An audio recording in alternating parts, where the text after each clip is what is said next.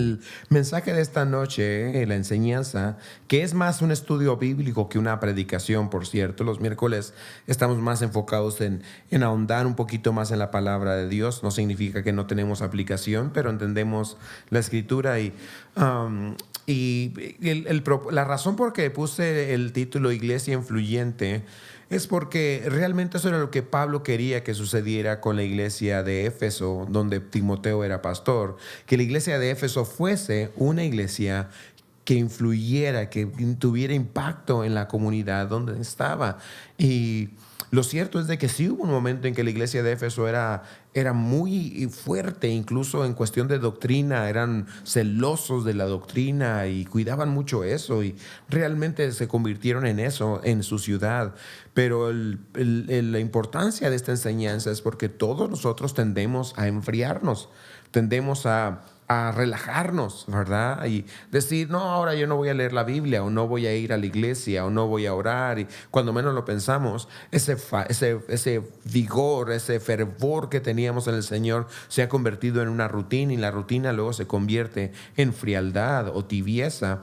Y esto es lo que le sucedió a la iglesia de Éfeso, que eventualmente perdieron su primer amor. Ustedes recuerdan la carta de Jesucristo a la iglesia de Éfeso. Y le dice, tengo una cosa contra ti, has dejado tu primer amor. Entonces para nosotros el estudio de Timoteo es eso, alinear nuestro corazón, pero también nuestra iglesia.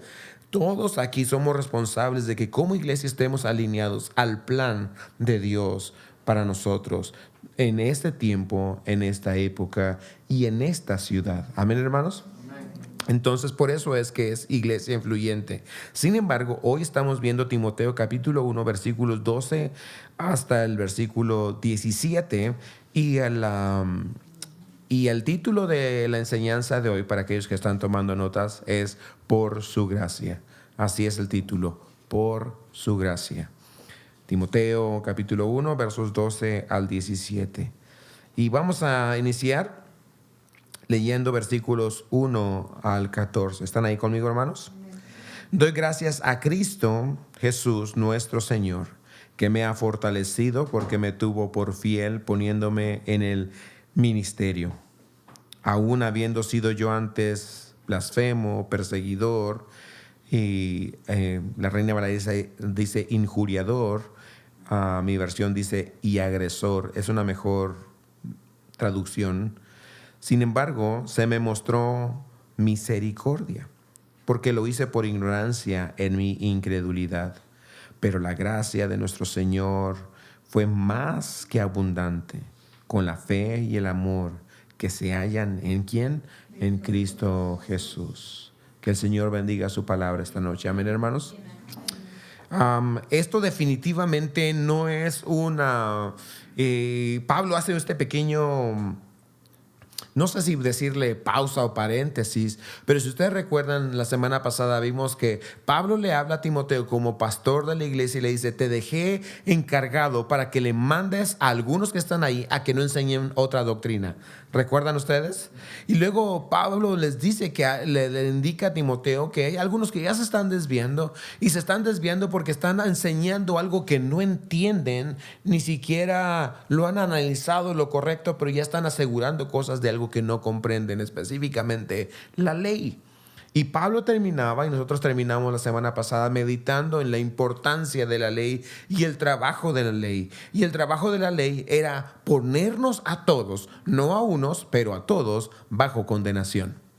Ponernos en la condición de reconocer somos pecadores, porque la ley no fue dada para el justo, la ley fue dada para el malo, para restringirnos, para hacernos entender que estamos mal. ¿Están conmigo, hermanos? Y entonces Pablo encierra a todos los humanos y específicamente a los creyentes y a este grupo de personas diciéndole, usas mal la ley porque estás usando la ley para condenar a otros cuando la ley está creada por Dios para mostrarte tu propia condenación. No la condenación de otros, sino tu propia condición.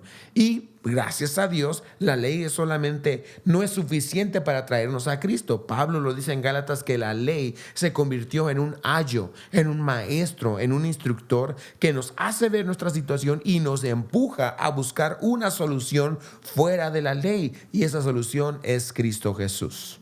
Amén. Entonces Pablo en este momento va a utilizar lo que vamos a ver esta noche, es su propio testimonio para mostrarnos cómo es que la misericordia de Dios fue suficiente para él y cómo la misericordia de Dios va a ser suficiente para nosotros.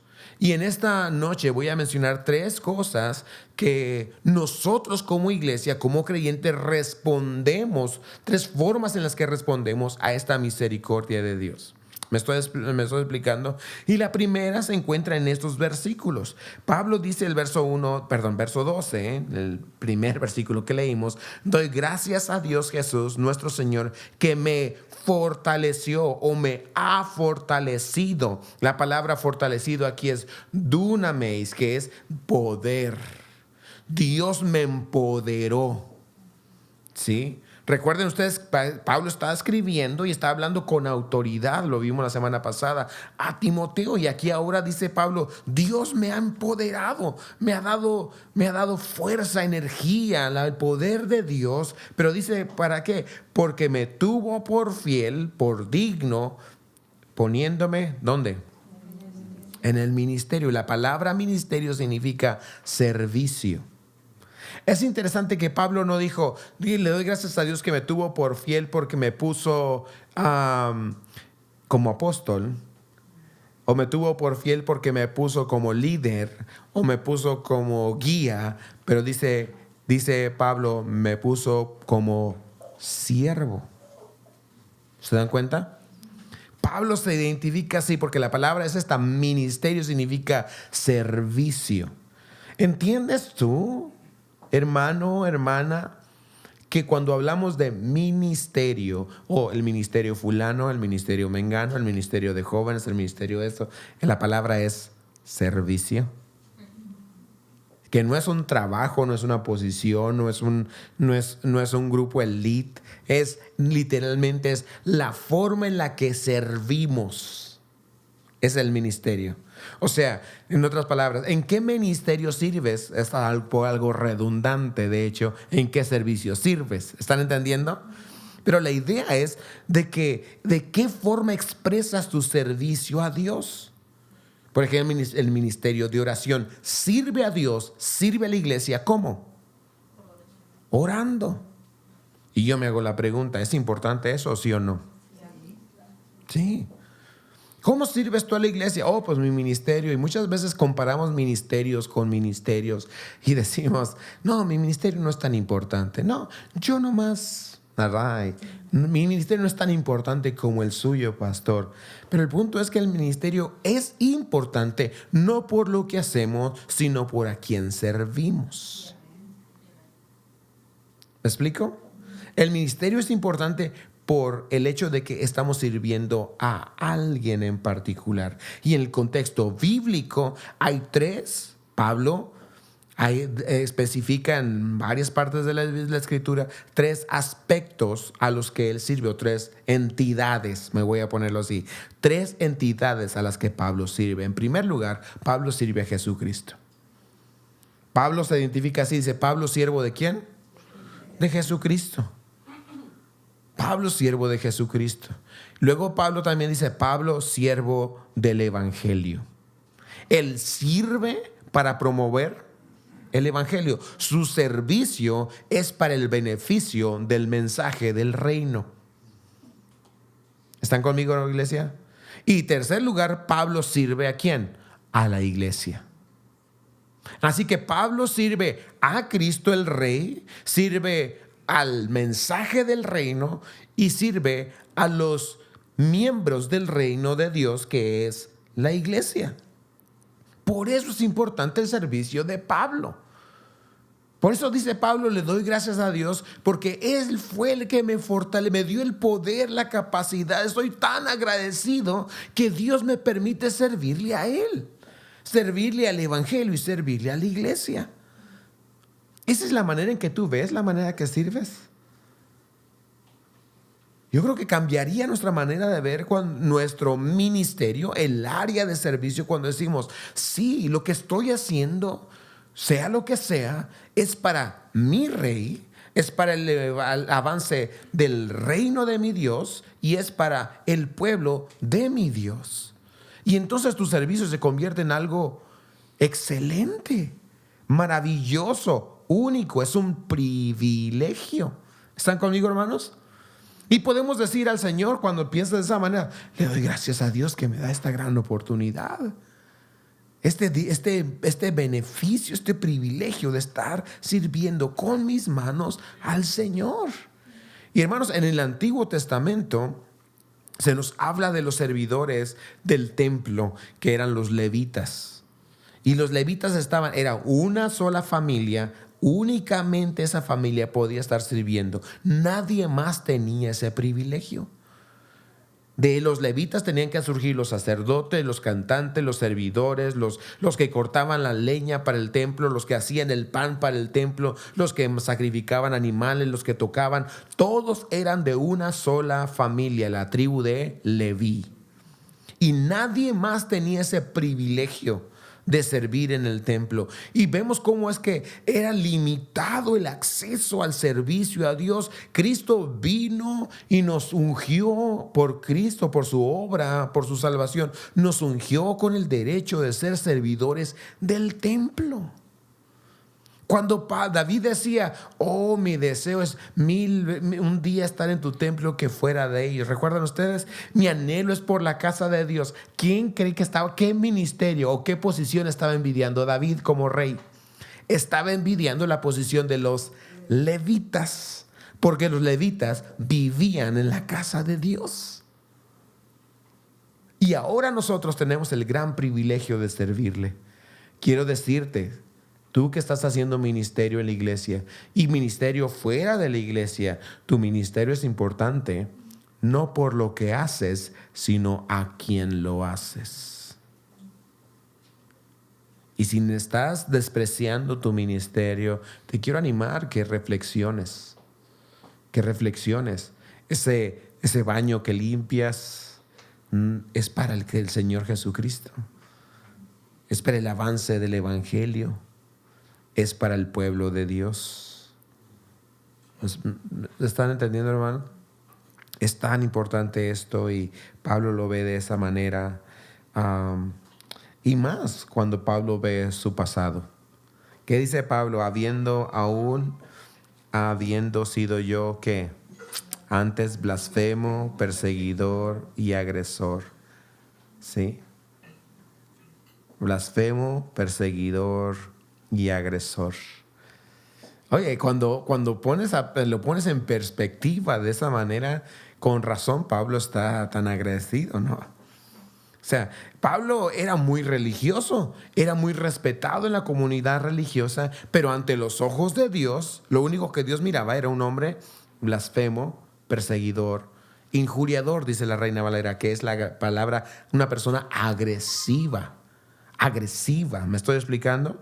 Y dice aquí, y vean ustedes, y yo creo que conocen la historia de Pablo, ¿no? Ustedes saben las cosas que andaba haciendo. Les recomiendo que lean Hechos capítulo 9, que lean Hechos capítulo 26, que Pablo repite su testimonio en esas dos ocasiones. Y una de las cosas que dice en Hechos 26, verso 9, vayan allá por favor, Hechos 26, 9. Nada más para que se den una idea de la monedita de oro que era Pablo, lo especial que era este muchacho.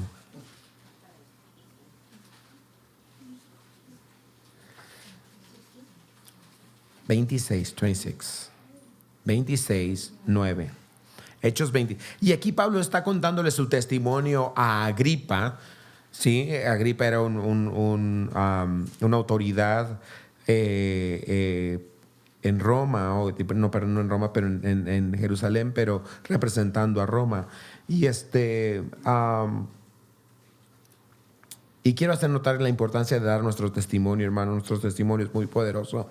Yo te recomendaría que escribieras tu testimonio. Si nunca lo has hecho, hazlo. Escribe tu testimonio. vale la pena tenerlo. Que lo tengas y lo recuerdes. Pero dice Pablo aquí, yo ciertamente había creído que debía hacer muchos males en contra del nombre de Jesús de Nazaret. O sea, esa era su convicción, hacer mal en contra de Jesús. Verso 10. Esto es precisamente lo que hice en Jerusalén. No solo encerré en cárceles a muchos de los santos, con la autoridad que recibí de los principales sacerdotes, sino que también cuando eran condenados a muerte, yo añadía mi voto. ¿A quién le recuerda? ¿Qué historia le recuerda? Esteban. ¿Recuerdan ustedes? Él fue el primero que pues yo no tiro piedras, pero yo les sostengo las para que tengan libertad de moverse. Y él dio su voto. Pero miren lo que dice el verso 11. Castigándolos con frecuencia en todas las sinagogas. Procuraba obligarlos a blasfemar. Y enfurecido contra ellos seguía persiguiéndolos aún hasta en las ciudades extranjeras. ¿Ven el corazón perverso de este hombre? El odio que le tenía a Cristo y al pueblo de Dios. Un hombre asesino, manipulador, que usaba su influencia para dañar al pueblo de Dios. Que una vez que el pueblo de Dios estaba preso, no solamente se conformaba con hacerlos presos, pero los obligaba a decir cosas blasfemas en contra de Cristo. No estaba satisfecho con eso. Este era un hombre muy malo. Este era Pablo. Imagínate, imagínate que tú vas a poner una iglesia y vas a abrir una iglesia y vas a contratar a un pastor nuevo. Y te dicen, y le dices y te llega Pablo, no lo conoce, le dicen, ¿me podrías dar 3 características tuyas? Pues soy blasfemo, perseguidor y soy injuriador, soy una persona violenta. ¿Lo contratarías? ¿No? Pues de hecho es que la iglesia no lo quería tener con él. Tuvo que intervenir Bernabé, ¿recuerdan? Porque no le creían. La verdad, nadie le creía, y por eso Pablo dice, le doy gracias a Dios que tengo la oportunidad de servirle. Él miraba su vida como un servicio. Y esta es la primera, ¿verdad? Bueno, nada más déjeme decirle aquí lo último que dice, versículo 13 al final. Sin embargo, se me mostró, ¿qué? Misericordia, porque lo hice por ignorancia en mi incredulidad. La primera verdad, la primera respuesta por su misericordia, este es el tema, es que por la misericordia de Dios servimos. Y ahorita vamos a definir la misericordia, pero ¿por qué sirves a Dios? Bueno, si tú le preguntaras a Pablo, Pablo diría, por la misericordia de Dios. Por eso. Y cuando no es una expresión así como nosotros decimos, por la misericordia de Dios. No, para Pablo era esto. La misericordia de Dios me da las fuerzas para servir. Y la misericordia de Dios me da el impulso, la motivación para hacerlo. Por la misericordia de Dios tengo el poder de servir, pero también la misericordia de Dios me da el impulso, las ganas de servir a Dios. Pablo tenía presente la misericordia de Dios en su vida. ¿Qué es la misericordia de Dios? ¿O qué es misericordia? Misericordia es no recibir el castigo que merecemos. Eso es misericordia. No recibir el castigo que merecemos. Cuando estás a punto, ¿te acuerdas cuando estabas así que ya tenías la chancla, mamá? ¿Verdad? En la mano, y tenías a tu niño ahí jurándote que no lo iba a volver a hacer y sabías que lo iba a volver a hacer y ya estabas a punto, pero después no le dabas el chanclazo. Eso es misericordia, ¿verdad? Eso es misericordia. Cuando tu marido te está diciendo que quedó mala comida y que tú en tu mente tienes ganas de estrellarle el plato en la cabeza y no lo haces, eso es misericordia, ¿verdad? Es de no darle a la persona lo que se merece. ¿Y qué se merecía Pablo por ser un perseguidor, un blasfemo, una persona violenta en contra de Cristo? Se merecía el infierno. Se merecía separación de Dios para siempre, pero Dios no le dio eso. Y Pablo estaba consciente de que ahora estaba disfrutando algo que no merecía, que la misericordia de Dios abrió las puertas a la gracia de Dios. Y que la gracia y la misericordia se encontraron en una sola persona, Cristo Jesús. ¿Entiendes tú eso? Porque si no entiendes eso, nunca vas a querer servir a Dios.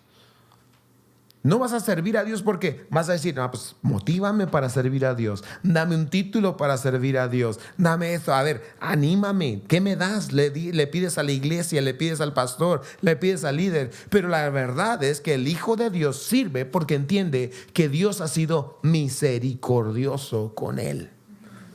Y respondemos a esa misericordia. Pero también esa misericordia nos capacita. Porque lo cierto es que tú y yo decimos en nuestra mente, no soy digno. No soy digno de hacer esto. No soy digno de ser aquello. No soy digno de pronunciar el nombre del Señor. Pero te dice el Señor, no, yo sé que no eres digno, pero tengo misericordia de ti.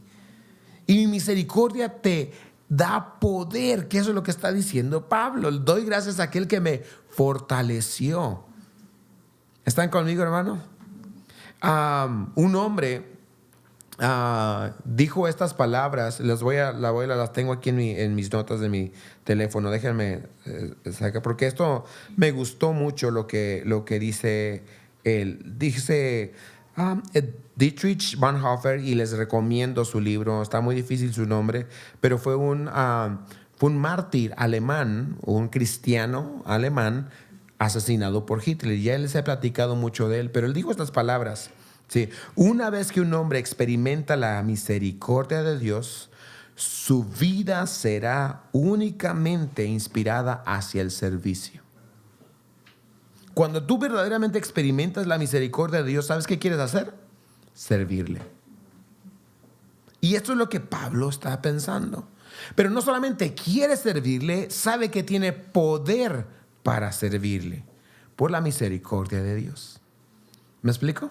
Hace algunos años, estando en mi iglesia, recién llegado a mi iglesia de Rosarito, no sé,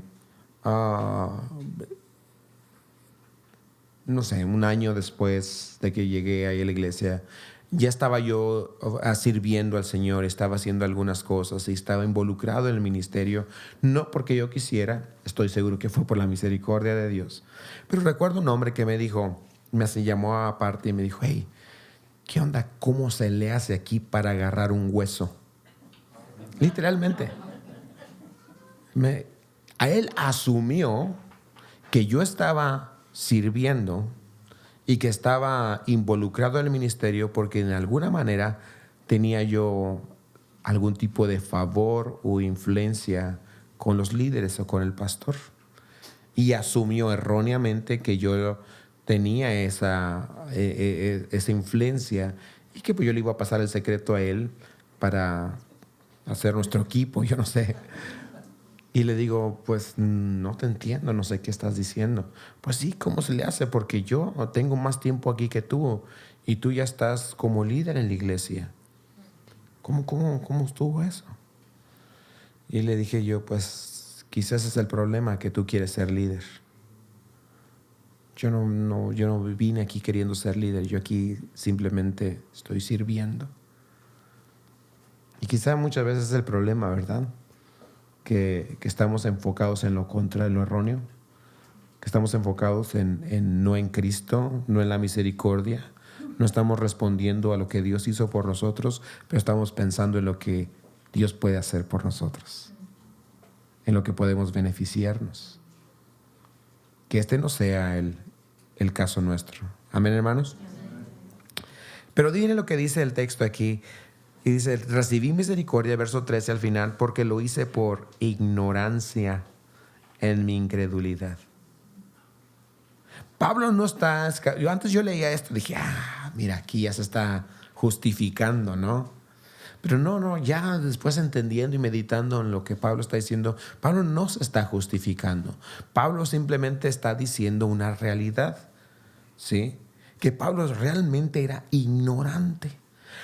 Y esto es interesante porque conocía mucho de la ley, era un maestro de la ley, un teólogo de teólogos, pero a la vez que estaba lleno de teología, de ciencia, de conocimiento, era completamente ignorante.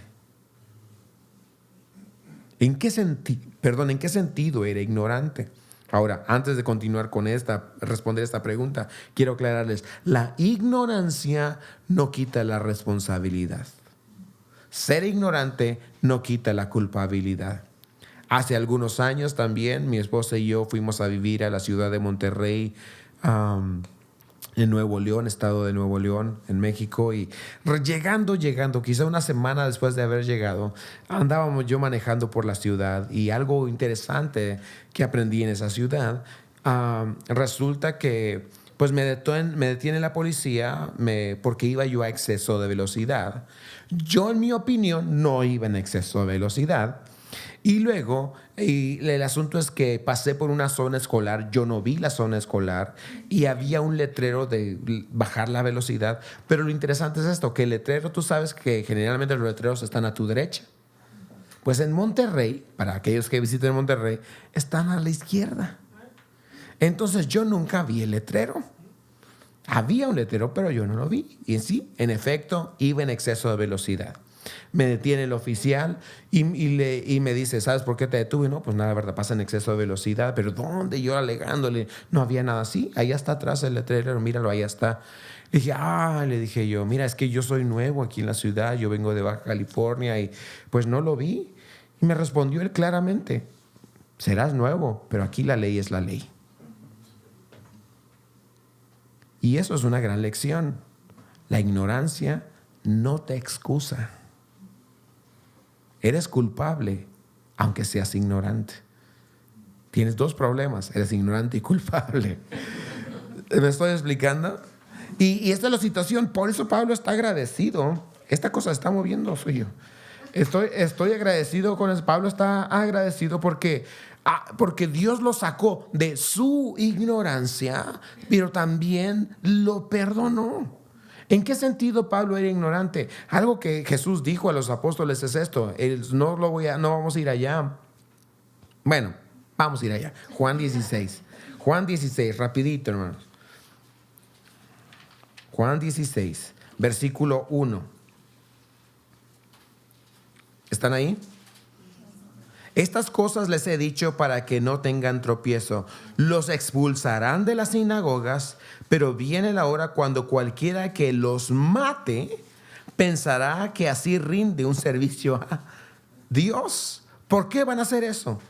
¿Por qué? Verso 3. Y harán estas cosas porque no han conocido ni al Padre ni a mí. ¿Cuál era la ignorancia de Pablo? No es que Pablo no conociera el Antiguo Testamento, no es que conociera teología. ¿A quién no conocía Pablo?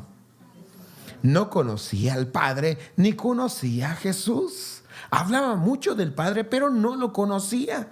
Una cosa es conocer acerca de alguien y una cosa es tener una relación con alguien. Pablo no tenía una relación con Dios. Tenía religión, tenía mucho conocimiento, y es una advertencia para nosotros a realmente cultivar nuestra relación con Cristo, no tanto nuestro conocimiento de Cristo. El conocimiento mata, ¿sí? Corrompe. Y este es el caso de Pablo. Y Pablo dice, y lo hice por ignorancia. ¿Recuerdan ustedes que cuando Pablo iba a Damasco y le aparece el Señor Jesucristo, se cae él de su montura y lo primero que dice Pablo es, ¿quién eres, Señor? No te conozco. Y Dios se le presentó.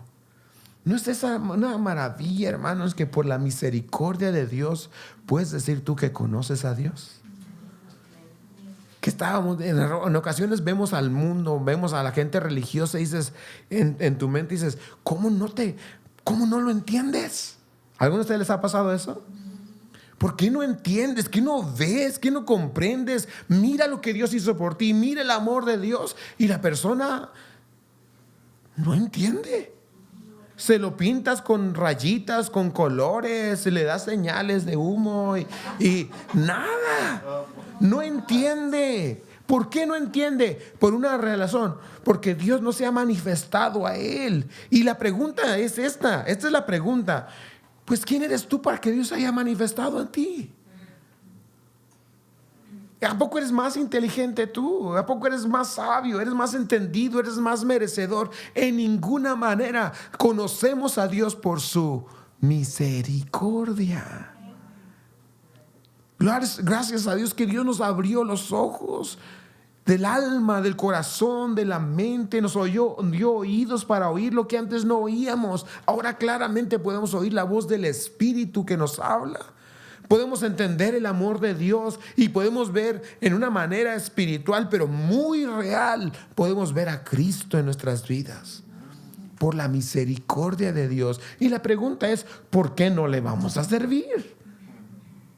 ¿Cómo no habríamos de servirle si recibimos esta gran misericordia? Amén, iglesia. Pablo está diciendo esto, lo hice por ignorancia, pero luego dice el verso 14, pero la gracia de nuestro Señor fue más abundante con la fe, el amor que se hallan en Cristo Jesús. Esta es la razón por la que tú y yo podemos conocer a Jesús. La palabra aquí, más abundante, es una palabra que expresa rebozo. Cuando algo rebosa, cuando estás sirviendo la soda, la Coca-Cola y está subiendo la espuma y sale la espuma del vaso y no la puedes detener, ¿verdad? Le metes el dedo y haces todos los trucos que hay posibles, pero se cae de todos modos. ¿No es cierto? Está abundando. Y cuando tu pecado abundó, sobreabundó la gracia. Cuando tu ignorancia abundó, cuando tu lejanía de Dios, cuando tu maldad abundó, abundó la gracia, como en el caso de Pablo. Y aprendemos a confiarle nuestro pasado al Señor porque sabemos que Dios es misericordioso. ¿Por qué? Por esto que dice aquí, pero la gracia de nuestro Señor fue más. ¿Qué es la gracia? El don inmerecido de Dios. ¿Cuántos de aquí merecen la salvación? Nadie. Es un don inmerecido que vino con la fe y el amor que se hallan en Cristo Jesús. Pablo no tenía fe y por supuesto no tenía ¿qué? Amor. Sí. Él tenía la trinidad de la maldad. ¿Sí? ¿Ven ustedes la trinidad de la maldad? Blasfemo, perseguidor y agresor. Pero luego vino la trinidad de la salvación, la gracia, la fe y el amor. Dios obrando de esa manera en la vida de Pablo. Y es interesante que la gracia es el regalo inmerecido de Dios. Pero ¿cómo se ve? ¿Cómo sabes que recibiste la gracia? Pues se muestra en tu fe y en tu amor. ¿Cómo sabe que Pablo? ¿Cómo sé la gente, los cristianos alrededor de Jerusalén, cuando escucharon de Pablo que se había convertido y sospechaban, a mí se me hace que es mentira y nos quiere agarrar y nomás es una trampa? ¿Cómo descubrieron que Pablo era honesto? Que Cristo realmente sí se le apareció. ¿Cómo supieron que Pablo era transformado? Porque vieron en él fe y vieron en él amor. ¿Entienden, hermanos? Vieron en él fe y vieron amor. Es que la experiencia de la gracia te hace una persona de fe y una persona de amor. Algunos de nosotros necesitamos recordar la gracia porque ya no estamos siendo muchas personas de amor. Necesitamos recordar la gracia de Dios. ¿Sí me explico? Recordar la gracia de Dios para no enfocarnos en las cosas que dividen, pero enfocarnos en amar a nuestro prójimo. Sí, enfocarnos en eso, que nos motive a salir de nuestra área de confort. Así que el primer punto es que por su gracia le servimos. Ya lo vimos, ¿verdad? Por su gracia le servimos. No quiero pasar al siguiente punto sin antes hacer un llamado o una aclaración quizá. Todos deberíamos estar sirviendo al Señor. Todos los que hemos recibido su gracia y misericordia.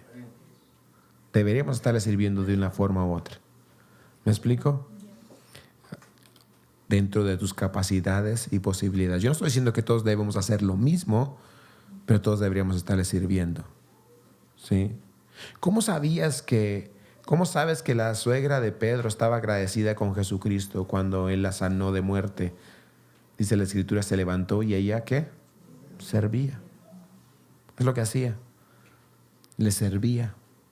¿Cómo sabes tú, cómo entiendes que aquellos 3 hermanos, Lázaro, Marta y María, estaban agradecidos por lo que Dios había hecho? Pues le sirvieron.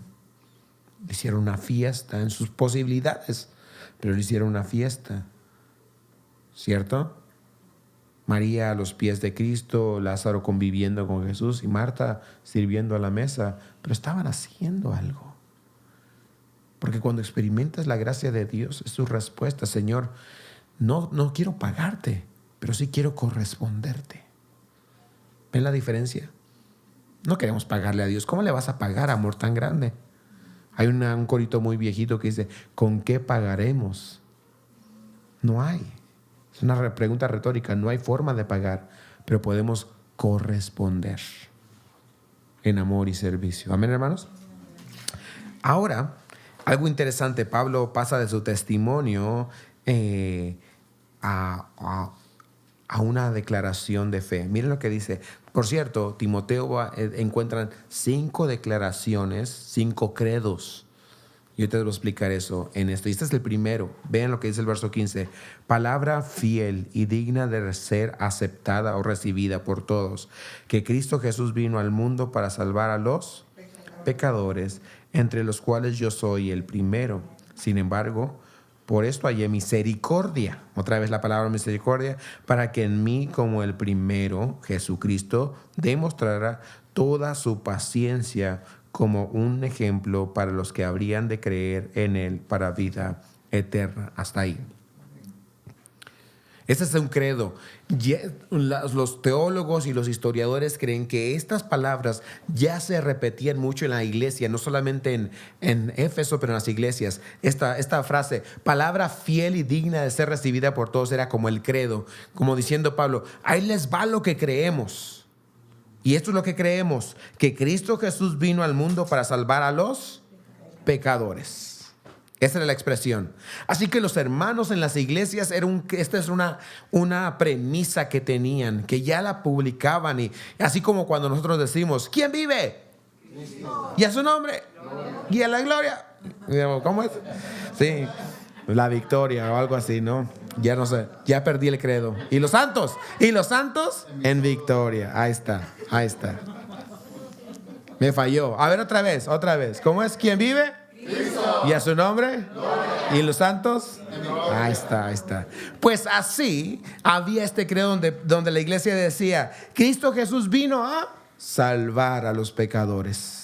Ya era un dicho popular entre los creyentes, pero algo verdadero, un fundamento teológico que sostenía la fe de la iglesia. ¿Están conmigo, hermanos? Y esto es lo que Pablo está diciendo, palabra fiel, o sea, verdadera, digna de ser aceptada por todos. Que Cristo Jesús, o sea, Cristo, la palabra Cristo es Mesías, el Rey Jesús, vino al mundo, ¿a qué? ¿A qué vino? No vino a establecer una religión, ¿verdad que no? No vino a establecer un movimiento político, vino a salvar pecadores. A eso vino Jesús. Quiero, hermanos, recordarles esto. Hoy recibí una llamada interesante. Una llamada que literalmente esta fue la pregunta que alguien me hizo. Pastor, ¿usted qué es? ¿Calvinista o arminiano? Alguien me lo preguntó. Pastor, ¿qué es usted? ¿Calvinista, arminiano? Y le digo, hermano, no soy ni uno de los dos. Soy Fernando Serrano.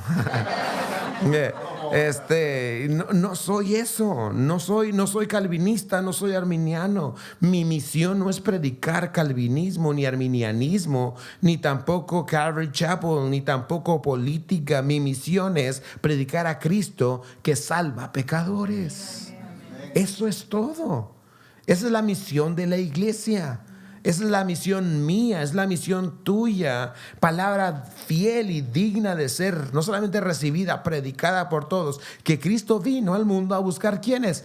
Pecadores. Y esta es una palabra clave.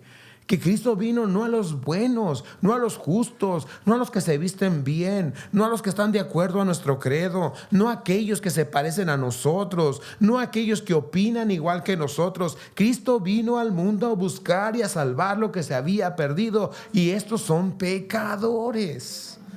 Este es el mensaje. Este es el mensaje por el cual Cristo fue a la cruz. Y es un mensaje precioso para nosotros, pero déjame decirte que esto iba en contrario de la ideología judía.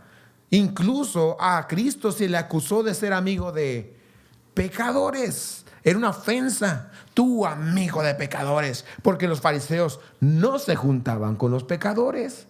Si hay algo que tenían los fariseos es que miraban a uno que no era como ellos, hazte para allá, basura. No quiero hablar contigo, que ni me vean contigo.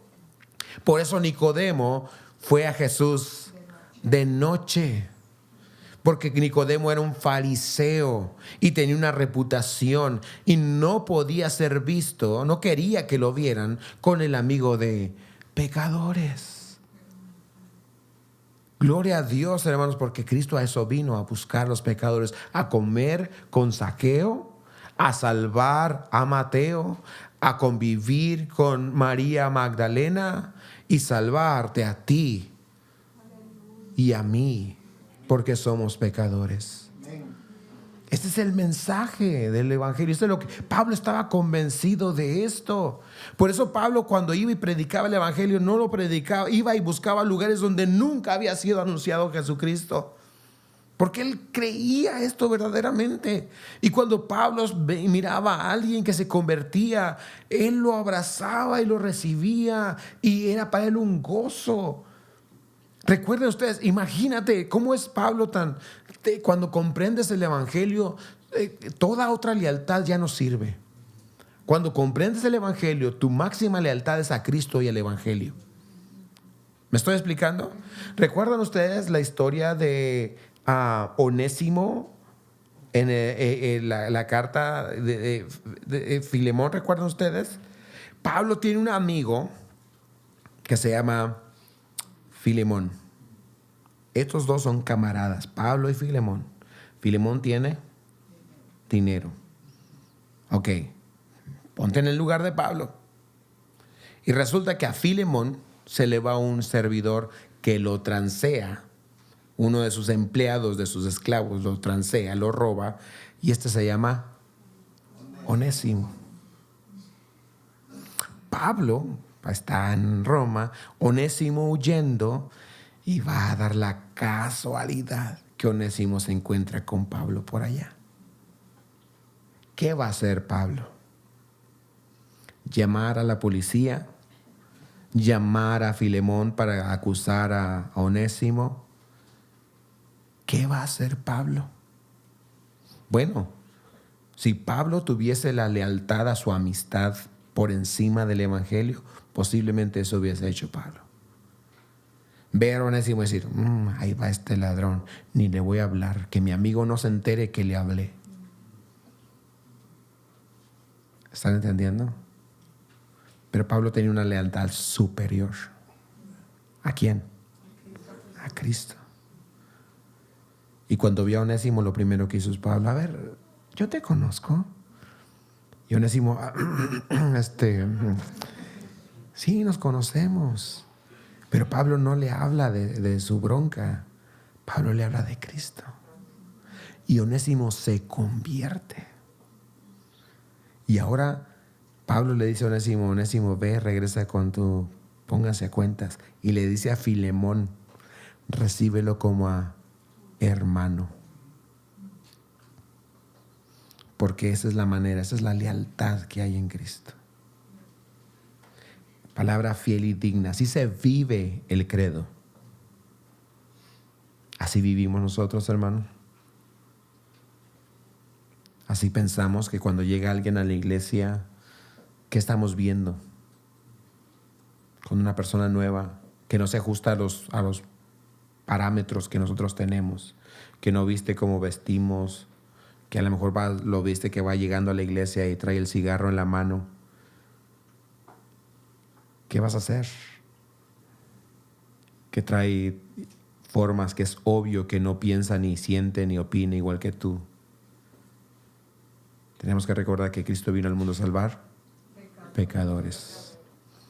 Y aquí viene la clave de Pablo. Mira lo que dice. Entre los cuales yo, no dice yo fui, yo soy el primero. Y cuando dice yo soy el primero, no está diciendo Pablo yo soy el primero de toda una lista, sino yo soy el peor. O sea, de la lista de pecadores, yo soy el peor de ellos. Lo interesante es que dice que yo soy. No dice yo fui. Porque Pablo todavía se ve en la condición. Es perdonado, es salvo, pero conoce su condición. Humilde. Yo soy el primero. Y entiende Pablo porque está consciente de su propia maldad. Hermano, que no se nos olvide qué perversos somos. Que no se nos olvide lo perverso que somos. Gloria a Dios, ya no hablamos como hablábamos. Ya no nos emborrachamos como nos emborrachábamos. Ya no andamos en los lugares donde andábamos. Pero hermanos, sin Cristo somos perversos. Nada más, hermanos. Bueno, yo no voy a entrar en eso, pero tú sabes lo que eres capaz de hacer. Que no se te olvide lo que eres capaz de hacer sin Cristo. Para que no te sientas mejor de los que no tienen a Cristo. Ese es el punto que está haciendo Pablo. Pablo recuerda una y otra vez lo que fue capaz de hacer en su ignorancia. Y de alguna manera se siente bendecido porque ya no lo es, pero sigue recordando que existe la posibilidad y por eso se cuida a sí mismo. Y luego dice, esto es la bendición, Dios me salvó a mí. Miren lo que dice el versículo. Verso 16, sin embargo por esto hallé misericordia. Otra vez la palabra misericordia, ¿no es cierto? Para que en mí, como el primero, Jesucristo mostrará toda su paciencia como un ejemplo de los que habrían de creer en Él para vida eterna. Eso es lo que está diciendo Pablo. Cuando venía, conocía a alguien, decía Pablo, no te asustes, amigo, no te preocupes. Llegaba un adorador de la diosa Diana y se sentía indigno. Le dice, no te preocupes, le decía Pablo. El Señor te perdona de eso. Yo fui perseguidor de la iglesia y mírame. Llegaba por ahí un maldiciente que decía, no te asustes. Pablo no se asustaba porque decía 2, 3 maldiciones y en la iglesia, y Pablo no decía, hey, en la casa de Dios no se dicen groserías. Pablo decía, tranquilo, yo mataba a cristianos y mira dónde estoy. Si Dios me perdonó a mí, te puede perdonar a ti. ¿Están entendiendo el punto? Es lo que está haciendo Pablo. Está entendiendo la misericordia y no se olvida de ella. Y dice, no sé lo que has andado, pero sé dónde anduve. Y si Dios me salvó a mí, puede hacerlo contigo. Es lo que está diciendo. No sé quién fuiste, pero sé quién fui yo. Y si lo hizo conmigo, lo puede hacer contigo. Que no se nos olvide lo que hizo el Señor en nosotros. Y esta es la segunda verdad. Por la misericordia de Dios servimos. Amén. Por la misericordia de Dios predicamos. ¿Y qué predicamos? Su palabra, su misericordia. ¿Cómo la predicamos? Con nuestras palabras, pero sobre todo con nuestra actitud hacia el pecador. Sobre todo con la actitud hacia el pecador. Que no nos asustamos, no nos escandalizamos. Esta es la peor de las cosas, hermanos, que ahora se nos olvida y la iglesia se vuelve ay, es homosexual, ay, esto, ay, hizo esto. Y, hermano, pues a eso nos mandó el Señor. ¿Por qué te asustas? ¿Están entendiendo, hermanos? Acuérdate dónde estabas. Solamente tú sabes las perversidades de donde Dios te rescató, las perversidades de tus acciones y las perversidades de tu pensamiento y las perversidades de tu corazón. Solamente tú sabes, pero que no se te olvide. Es lo que Pablo tiene aquí. Y por eso Pablo no tiene un corazón de juicio, de condena al incrédulo. Pablo sí era muy severo con el que se decía cristiano y era un hipócrita. Pablo era muy severo con el que se decía cristiano y no mostraba amor. Pablo era muy severo con el que se decía cristiano y vivía como el mundo. Pero Pablo, para el pecador, él era misericordioso porque él recibió misericordia. Amén, hermanos. Qué bonito ejemplo. Ojalá que así podamos decir. De repente decimos, si yo como Pablo soy el primero de los pecadores. ¿De verdad? ¿De verdad así lo crees? ¿Cómo lo demuestras? Pues con la misericordia de los demás. El que recibe misericordia da misericordia. ¿De quién? Mira lo que dice el texto aquí. Es interesante lo que dice. Para que en mí el primero Jesucristo mostrase toda su ¿qué? Paciencia. Paciencia. La palabra paciencia significa largo sufrimiento. El Señor le aguantó mucho a Pablo. ¿No es cierto? Todos esos años de persecución, de odio, y el Señor se los aguantó. Tuvo paciencia con él y en el momento indicado el Señor se mostró en su vida. Y así el Señor quiere que tú y yo tengamos paciencia con los pecadores. Paciencia, paciencia. Por eso los que no tenemos paciencia tenemos que recordar la misericordia de Dios. Una característica de la gente impaciente con los demás es que no te acuerdas de la misericordia de Dios. Para aquellos que batallan con la paciencia, para aquellos que explotan rápido con los hijos, para aquellos que gritan rápido a la esposa o al esposo, para aquellos que son intolerantes a los errores de los demás, es que se te ha olvidado que Dios ha sido misericordioso contigo y que Dios a ti te tiene mucha, mucha paciencia. ¿No es cierto, hermano? Mucha paciencia. Pero ¿por qué no puedes hacer las cosas bien? ¿Y por qué no tú? ¿Me dan ganas de hacer? Pues sí, pero el Señor ha tenido paciencia contigo. Amén. ¿A cuántas personas podríamos alcanzar solamente con nuestra paciencia? ¿Sí? Para aquellos que tienen lugar de eminencia, de responsabilidad en el trabajo, ten paciencia con los pecadores. Ten paciencia. La gente te va a decir, oye, yo no merezco tu paciencia. ¿Por qué me tienes tanta paciencia? Y puedes decir, es que el Señor tuvo paciencia conmigo. Y a través de mí Dios te está mostrando que Él tiene paciencia contigo. Te está esperando el Señor. Entrégate. Amén. Cuando Pablo está pensando en esto, piensen, hermanos, piensen en que dice, oh Señor, por tu misericordia tengo poder, permiso e inspiración para servirte. Por tu misericordia tengo un mensaje que dar, un mensaje de misericordia. Tu misericordia me ha transformado a mí y está alcanzando a muchos. Y me imagino a Pablo entró en la zona espiritual de la misericordia. ¿Y qué sucede? Espontáneamente, miren lo que dice el versículo 17.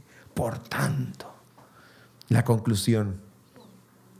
Por eso, por esta razón, dice Pablo, al Rey eterno, inmortal, invisible, único Dios, a Él sea honor y gloria por los siglos de los siglos. Amén. Pablo explota en adoración.